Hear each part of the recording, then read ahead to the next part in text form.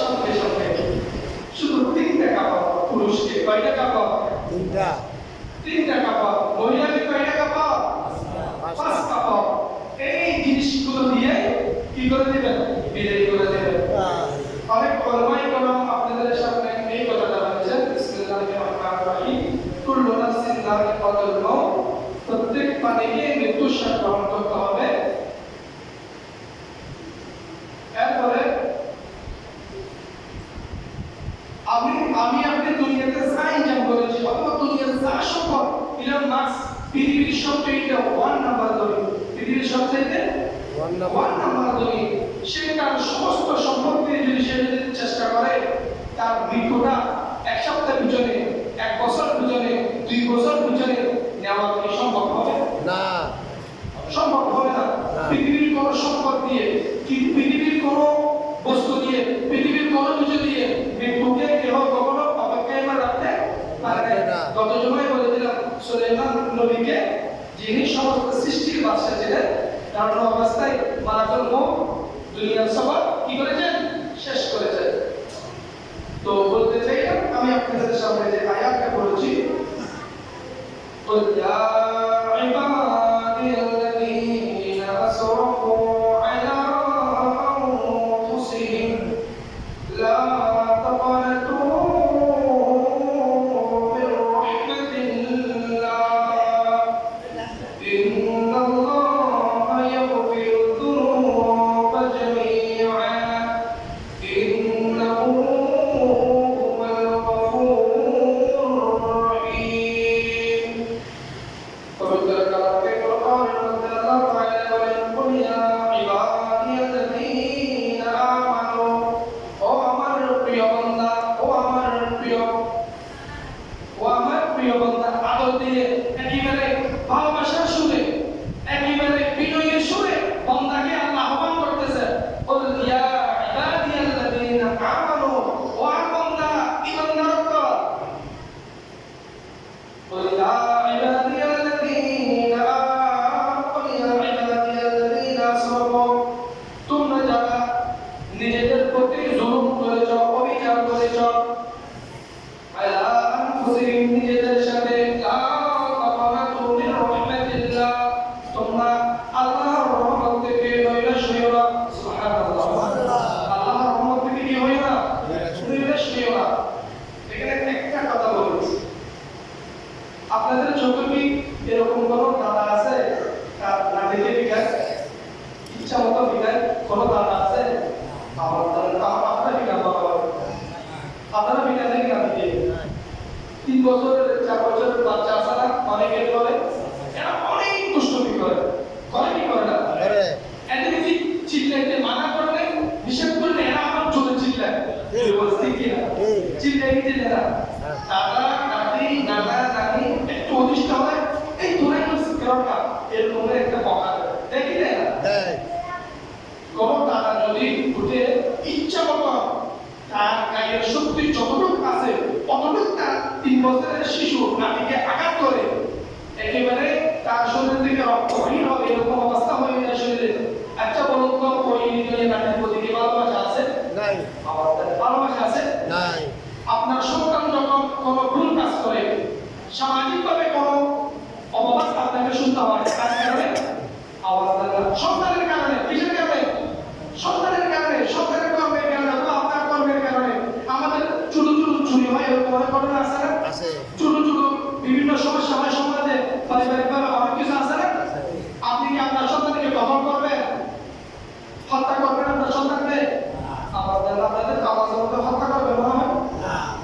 আপনার সন্তান যত বড়ই দুষ করো, যত বড়ই অপরাধী হোক, আপনি বাবা, আপনি মা, আপনার হৃদয়ে আপনার সন্তানের জন্য স্পেশাল একটা ভালোবাসা, মায়া, মহব্বত, আন্তরিকতা কান খাস করবে, করবে না? করবে। বান্দা যত বড়ই গুনাহগার হোক, বান্দা যত বড়ই গুনাহগার হোক, বান্দা গুনাহ করতে করতে করতে করতে এতগুলো গুনাহ করেছে, কলমের কালি শেষ হতে পারে, কিন্তু আল্লাহর রহমত শেষ হতে পারে না। সুবহানাল্লাহ, আল্লাহর রহমত কি হতে পারে না? শেষ হতে পারে না। বান্দা তুমি যতই গুনাহ করো, কত সময় বলেছিলাম 100 জন মানুষকে হত্যা করার পরেও আল্লাহ ওই বান্দাকে জান্নাত দিয়েছে। আপনাদের মনে আছে কি আছে না? আচ্ছা, বান্দা তুমি গুনাহ করতে করতে করতে করতে এতগুলো গুনাহ করেছো, জমিনের মধ্যে যতগুলি গাছ আছে সমস্ত গাছগুলো কলম বানাও, জমিনের মধ্যে যতগুলো সাগর আছে সবগুলো কলমের কালি বানাও, তোমার গুনাহ তুমি লিখতেই কাটো, ফেরেশতা লিখতেই কাটো।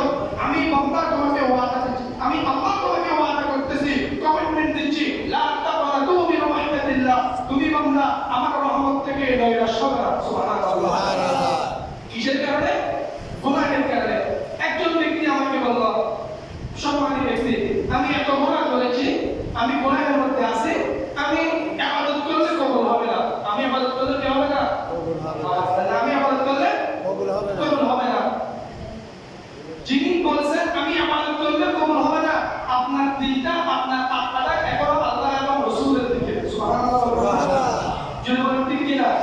যে অন্তর, যে আত্মা, যে রূহ আপনাকে মেসেজ দেয়, এটা আমার ভুল, এটা আমার অপরাধ, এটা আমার অন্যায়, এটা করা আমার জন্য ভালো নয়, তাহলে বুঝতে হবে ওই হৃদয়ে এখনো ঈমান আছে। কি আছে?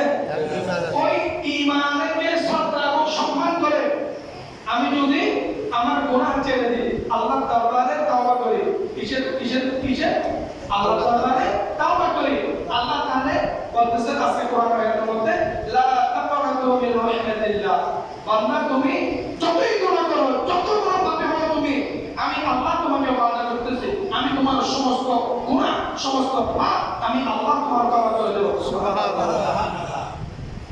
ইন্নাল্লাহা ইয়াগফিরুয যুনুবা জামিআ, আল্লাহ তাআলা বলেন নিশ্চয় আল্লাহ সমস্ত গুনাহ ক্ষমা করে দিবেন। ইন্নাল্লাহা ইয়াগফিরুয যুনুবা জামিআ ইন্নাহু হুয়াল গফুরুর রহিম, নিশ্চয় তিনি অতি দয়ালু এবং ক্ষমাশীল। সুবহানাল্লাহ। ক্ষমাশীল এবং অতি দয়ালু তিনি কে? আল্লাহ। আমি বক্তব্যের শুরুতে আপনাদেরকে বলেছিলাম দুইটা কথা। আল্লাহ আপনার সমস্ত অপরাধ, সমস্ত গুনাহ, সমস্ত পাপকে নেকিতে পরিবর্তন করে দিবেন, এটা আমি ওয়াদা করেছিলাম আপনাদের সামনে। বললাম না? কখন করবেন? যদি আপনি আপনার দিল থেকে দুনিয়াটা বাহির করে দেন। কি বাহির করে দেন?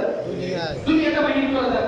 সেই মদ খাই, তাকে যদি জিজ্ঞাসা করেন ভাই তুমি মদ কেন খাও, বলে যে আমার মানে ওটার মধ্যে স্পেশাল একটা আমার মানে আনন্দ, একটা মানে আমার একটা উৎফুল্ল কাজ করে, এটা না কিনে আমার মাথা ঠিক না খারাপ, এরকম বলবো। দুর্বল ঠিক না?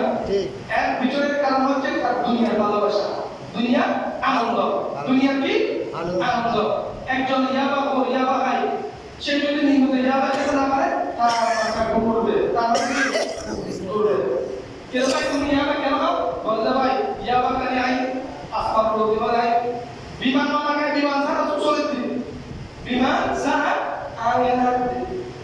এর ভিতরে কি দেখি? দুনিয়া দেখি। বলে ভিতরে কি দেখি? দুনিয়া দেখি।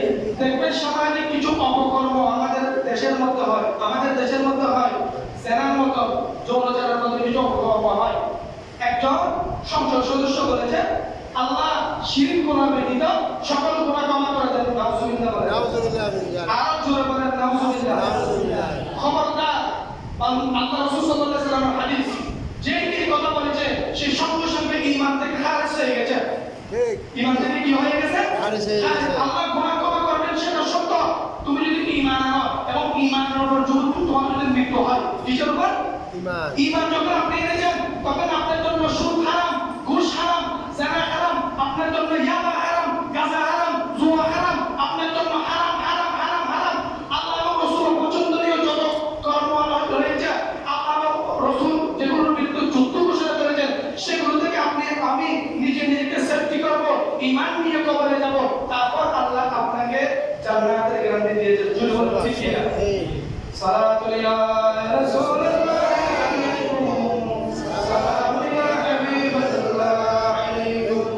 يا رسول الله انظر حالنا يا حبيب الله اسمع قولنا سلام يا رسول الله سلام يا حبيب الله এই আয়াত এই বসে একটা আয়াত আমাদের সাথে বলি বিসমিল্লাহির রহমানির